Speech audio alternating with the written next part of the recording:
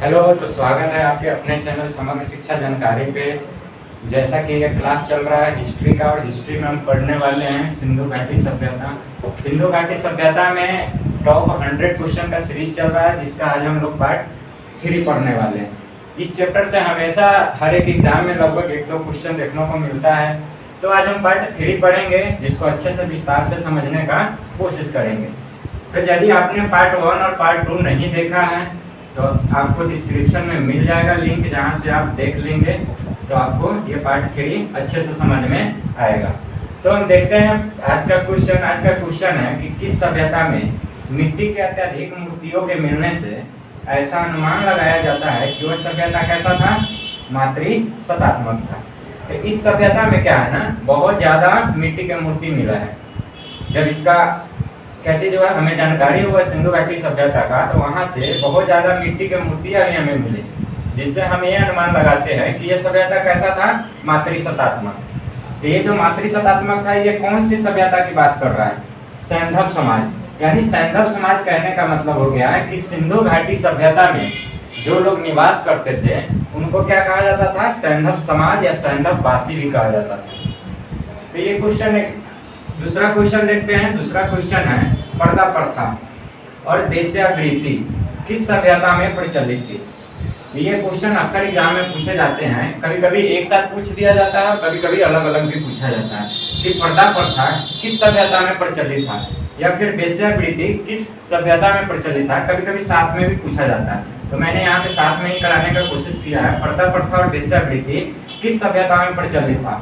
तो ये जो सभ्यता था सिंधु घाटी सभ्यता, और सिंधु घाटी सभ्यता क्यों क्या कहा जाता है, सैंधव सभ्यता भी कहा जाता है।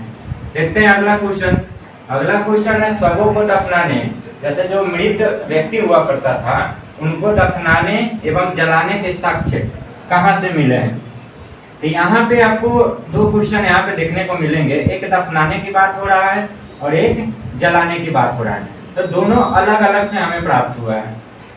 ये जो हड़प्पा था, हड़प्पा वासी जो थे, वहाँ के निवास करने वाले लोग वे क्या करते थे, शवों को दफनाते थे।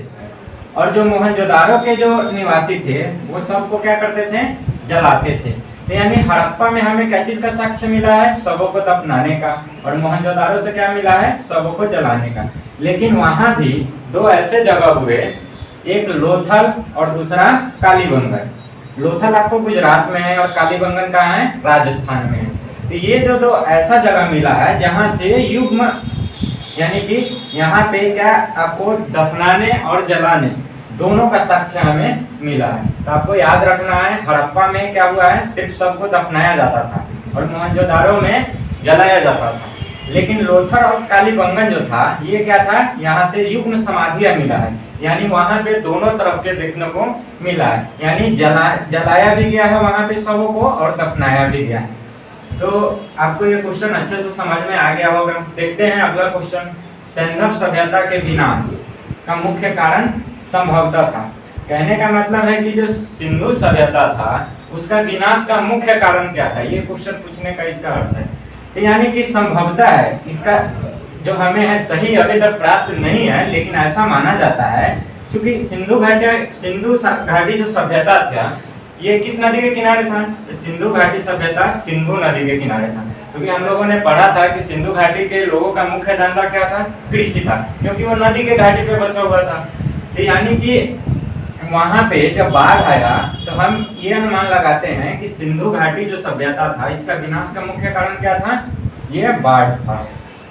देखते हैं अगला क्वेश्चन। सिंधु सभ्यता के लोग किस शस्त्र से परिचित नहीं थे, यानी सिंधु घाटी सभ्यता के जो लोग थे उनको किस शस्त्र का ज्ञान नहीं था। यानी कि तो हमें याद रखना है तलवार, वे लोग तलवार से परिचित नहीं थे। अगला क्वेश्चन देखते हैं कि सिंधु सभ्यता में ईंटों का अलंकरण कहाँ से मिला है। तो आपको याद रखना है ईंटों का अलंकरण कहाँ से मिला है, कालीबंगा। और कालीबंगा कहाँ है, राजस्थान में है। एक और चीज आपको याद रखना है, कालीबंगा से एक और चीज हमें प्राप्त हुआ है, जूते हुए खेत। इसका भी साक्ष्य हमें कहाँ से मिला है, कालीबंगा से मिला है। अगला क्वेश्चन देखते हैं।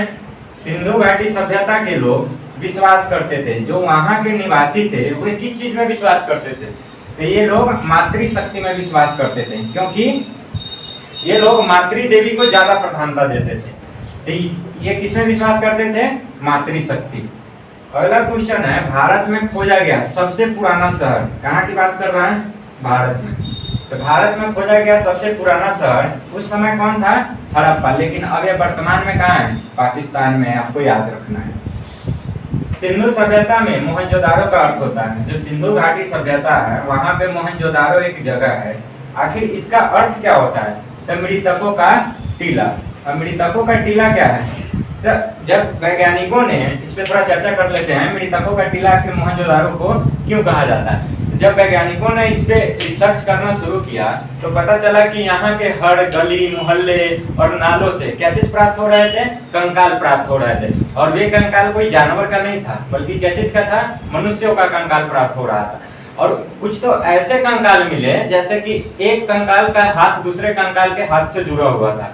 तो मतलब ये प्रतीत होता था कि ये लोग किसी बहुत दयनीय स्थिति में थे जब विनाश का समय आया था। तो ऐसा माना जाता है कि जब ये अंतिम समय रहा होगा सिंधु घाटी सभ्यता का विनाश का, तो वहां पे जो मृतकों का जो कंकाल तंत्र था, एक दूसरे से हाथ जुड़े हुआ था, ये लोग क्या चीज ये जाहिर करने का कोशिश कर रहे थे कि अंतिम समय में साथ है। ये कंकालों के वहां बहुत ज्यादा मिलने की वजह से इसको क्या कहा जाता है? मृतकों का टीला कहा जाता है। अब बात करते हैं हड़प्पा सभ्यता में चावल उगाने। हड़प्पा सभ्यता में चावल उगाने के साक्ष्य कहाँ से प्राप्त हुआ है? मतलब हड़प्पा सभ्यता में सबसे पहले हमें कहाँ पे चावल उगाने का साक्ष्य प्राप्त हुआ है? तो वो कौन सा जगह था? रंगपुर। रंगपुर है कहाँ? तो गुजरात के काठियावाड़ प्रांत में। आपको याद रखना है। और दूसरा कहाँ से प्राप्त हुआ है? लोथल से। तो आपको ध्यान रखना है चावल के साक्ष्य कहाँ से प्राप्त हुए? एक प्राप्त हुए रंगपुर से और दूसरा लोथल से, और दोनों कहाँ है? गुजरात में।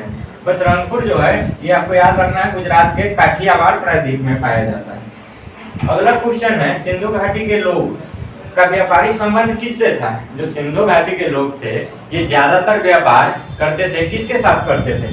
तो व्यापार ये करते थे मेसोपोटामिया। आपको ध्यान रखना है किनके साथ? मेसोपोटामिया के साथ ज्यादा व्यापार इनका था। किनका? सिंधु घाटी सभ्यता का। अब मेसोपोटामिया क्या है?